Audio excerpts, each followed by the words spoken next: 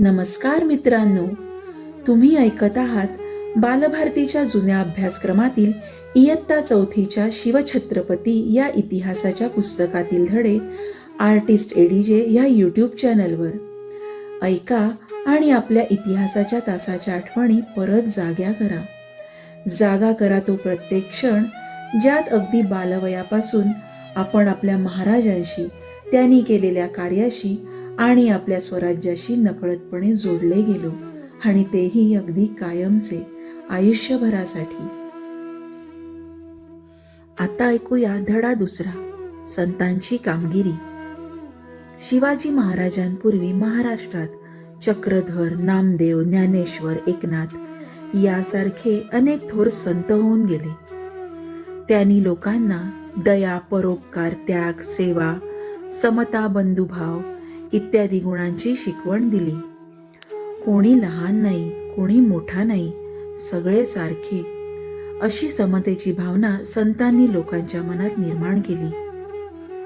शेतकरी जमिनीची मशागत करतो आणि ती नांगरून पेरणीसाठी तयार करतो, तसेच साधू संतांचे कार्य आहे.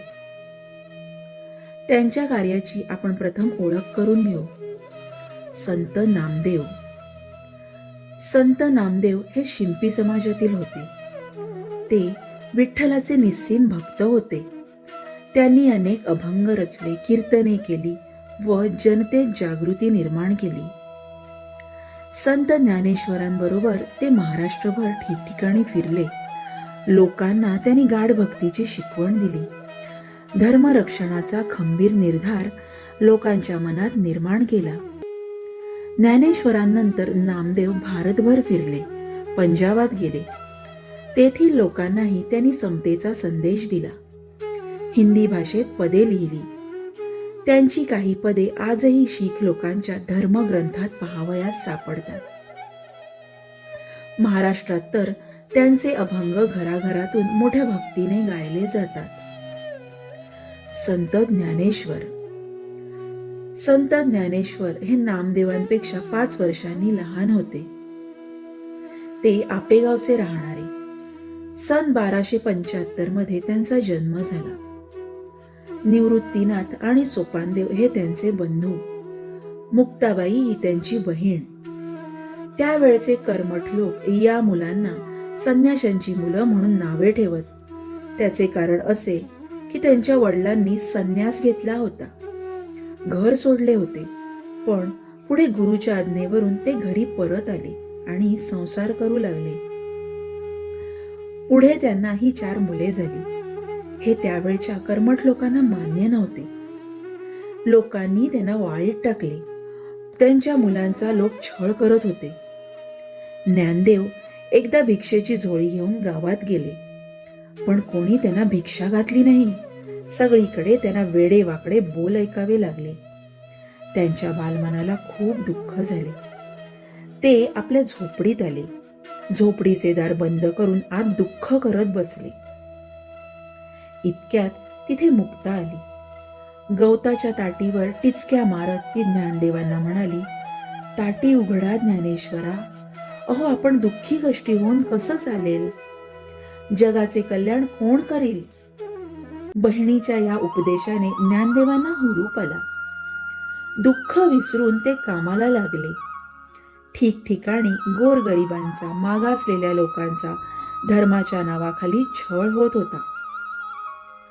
तेव्हा ज्ञानदेवांनी लोकांना कळकळीचा उपदेश केला की ईश्वरावर श्रद्धा ठेवा, सगळ्यांशी समतेने वागा, दुःखी माणसांना मदत करा, त्यांचे दुःख नाहीसे करा.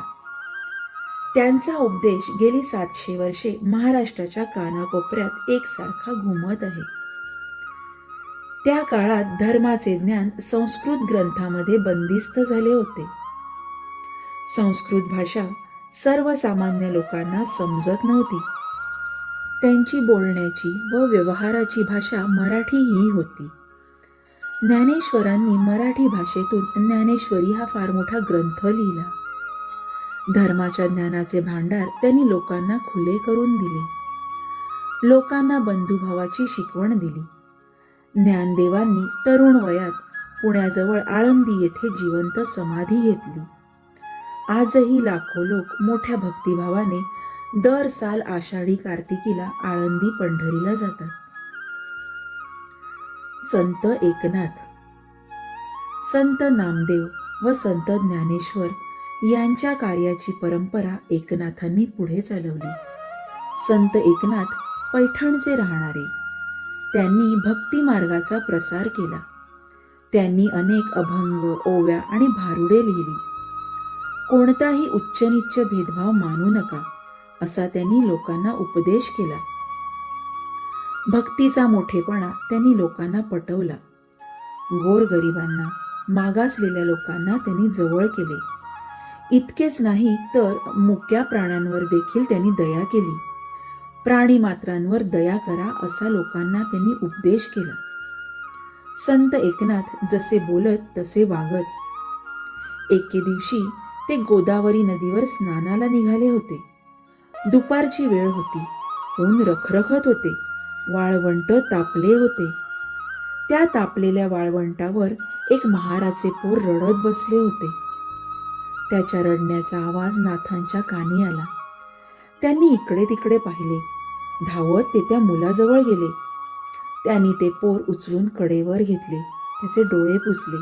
त्याला त्याच्या घरी पोचते केले.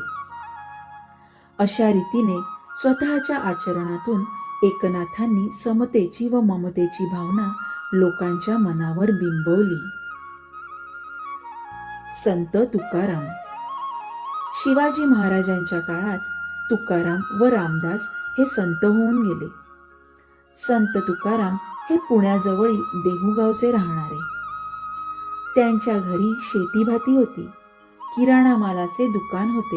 परंतु तुकाराम संसारात रमले नाहीत. जवळच्या डोंगरावर जाऊन ते विठ्ठलाचे भजन करत. आषाढी कार्तिकीला पंढरीला जात. कीर्तन करत, अभंग रचत. ते लोकांना म्हणून दाखवत. हजारो लोक त्यांच्या कीर्तनाला येत. तुकाराम त्यांना दया, क्षमा, शांती यांची शिकवण देत. समतेचा उपदेश करत. जे कारंजले गांजले त्यासी म्हणे जो आपुले, तोची साधू ओळखावा देव तेथेची जाणावा. हा संदेश त्यांनी लोकांच्या मनावर बिंबवला. लोकांच्या मनात विचार जागे केले. लोक संत तुकारामांचा जय जयकार करू लागले. आजही महाराष्ट्रभर आपल्याला ज्ञानबा तुकाराम हा जयघोष ऐकू येतो. रामदास स्वामी. त्याच काळात महाराष्ट्राच्या कडेकपाऱ्यात जय जय रघुवीर समर्थ अशी रामदासांची गर्जना घुमत होती. त्यांचा जन्म मराठवाड्यात गोदावरीच्या काठी जांब या गावी रामनवमीच्या दिवशी झाला. रामदासांचे मूळ नाव नारायण, पण ते स्वतःला रामाचा दास म्हणू लागले. दासबोध ह्या त्यांच्या ग्रंथातून त्यांनी लोकांना मोलाचा उपदेश केला. तसेच त्यांच्या मनाच्या श्लोकांतून त्यांनी लोकांना सद्विचार व सद्वर्तन यांची शिकवण दिली. बलोपासनेसाठी त्यांनी ठिकठिकाणी हनुमानाची मंदिरे उभारली.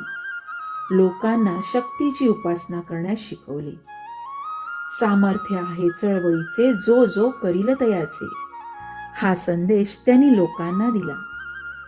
रामदासांनी लोकांना संघटना करण्याची व अन्यायाविरुद्ध प्रतिकार करण्याची स्फूर्ती दिली. त्यामुळे त्या काळच्या लोकांना धीर आला. साधू संतांच्या कार्यामुळे लोकजागृती झाली. धर्माबद्दल आदर वाढला. लोकांच्या मनात आत्मविश्वास निर्माण झाला.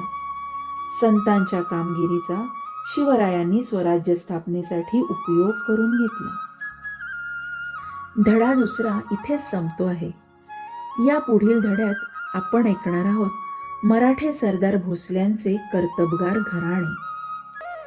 मित्रांनो, यापुढेही असेच नवनवीन व्हिडिओ अपलोड झाल्यावर त्याची सूचना मिळण्यासाठी आपल्या आर्टिस्ट एडीजे या चॅनलला सबस्क्राईब करून बेल आयकॉनवर क्लिक करा आणि व्हिडिओ आवडल्यास जरूर लाईक आणि शेअर करा.